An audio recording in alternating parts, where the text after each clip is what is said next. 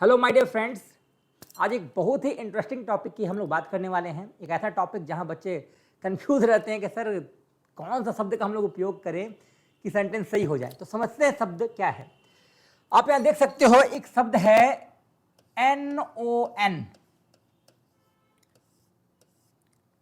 दूसरा जो शब्द है वो है NONE और तीसरा है NUN। अब बच्चे पूछते सर क्या अंतर है तीनों में। ऐसा लगता सब सेम ही है, लेकिन ऐसा है नहीं, काफी अंतर है तीनों शब्दों में। ठीक है, चलो तीनों शब्दों का पहले मीनिंग समझते हैं। देखो यहां जो नन है इसका मतलब नॉट ही होता है, नॉट का ही सेंस ये प्रेजेंट करता है। ये भी नहीं के सेंस को ही प्रेजेंट करता है, जीरो के सेंस को प्रेजेंट करता है, नॉट के सेंस को ये भी प्रेजेंट करता है। जबकि ये जो शब्द है ये नन का मतलब होता है ये मठ वासिनी, मठ की जो वसिंदा है या जो मठ की निवासी है। मतलब एक सिंपली समझ लो, हिंदी में जैसे संत होते हैं, है ना, मॉन्क होते हैं, सेंट होते हैं, उन्हीं का फीमेल, समझ रहे हो ना, मठ वासिनी फीमेल। तो नन जो होता है वो उसको हम लोग फीमेल तपस्वी बोल सकते हैं, मठवासिनी बोल सकते हैं, सन्यासिनी बोल सकते हैं ना। मेरा हिंदी थोड़ा खराब है, समझ लेना। जैसे मेल में सेंट होता है, मॉन्क होता है, उसी तरह फीमेल में जो होता है वो नन होता है। तो जो फीमेल होती है, जो फीमेल सन्यासी होती है, जो फीमेल तपस्वी होती है, उसी को हम लोग नन बोलते हैं। शुद्ध हिंदी में इसको हम लोग मठवासिनी बोलते हैं, शुद्ध हिंदी में मठवासिनी। तो भाई ये एक अलग शब्द है, एक नाउन है, इसमें बच्चों को कन्फ्यूजन बिल्कुल नहीं होना चाहिए। नन का मतलब मठवासिनी एक नाउन है ये, ठीक है, एक शब्द है। जैसे doctor, engineer, scientist, teacher, student है, उसी तरह एक नन भी होता है जो मठ की देखरेख करती है, मठवासिनी इसको बोलते हैं हम लोग, है ना। सन्यासिनी बोल सकते हैं, फीमेल तपस्वी बोल सकते हैं। तो ये तो अलग शब्द है। अब सवाल है कि सर NON NON में क्या डिफरेंस है। चलो एग्जाम्पल से समझते हैं। तो एग्जाम्पल कुछ है, जैसे एक शब्द है नन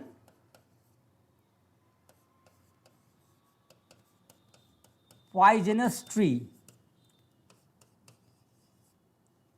या आजकल कुकर भी आता है ना, नॉन स्टिक,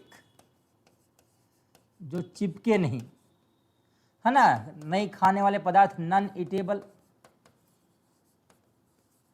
आप देख सकते हो यहां जो नन है ये नॉट के सेंस को तो प्रेजेंट करता ही करता है, लेकिन ये कोई ग्रामर में मतलब अपना अस्तित्व नहीं रखता है, ये अपने बगल में एक शब्द मांगता है। इसलिए ये जो NON नन है ये इंग्लिश में एक प्रीफिक्स है। प्रीफिक्स का मतलब होता है जो किसी शब्द के पहले आकर उसके मीनिंग को नेगेटिव बना दे।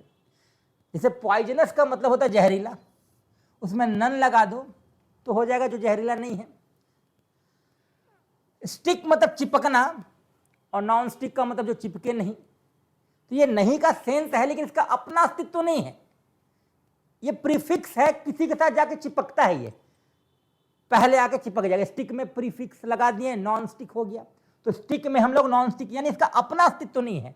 तो NON नॉन जो है वो प्रीफिक्स है, ये शब्दों के पहले जाके चिपक जाता है, इसका अपना औकात नहीं है। समझ में आ रहा है। तो ये नन पॉइजनस, पॉइजनस में नन चिपक गया, स्टिक में नन चिपक गया, इटेबल में नन चिपक गया। सॉरी यहाँ नॉट हम लिख दिए, यहाँ नन होगा, है ना, NON नन होगा। तो non poisonous tree, non stick, ठीक है, नॉन स्टिक और या फिर नॉन इटेबल। तो ये नॉन जो है ये प्रीफिक्स है। फिर से समझ लो, प्रीफिक्स का मतलब होता है जो शब्दों के पहले आके चिपक जाए, है ना।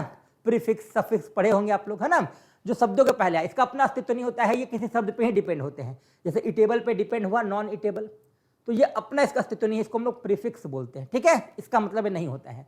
जबकि NONE, आप ध्यान दो, ये इंग्लिश में इंडेफिनिट प्रोनाउन है। इंडेफिनिट प्रोनाउन जैसे सम होता है, एनी होता है, मच होता है, मेनी होता है, उसी तरह होता है none, NONE, none of these. सुने होंगे ऑप्शन में आता है कि सवाल का जवाब A है कि B है कि C है कि नन ऑफ दीज है, इनमें से कोई नहीं।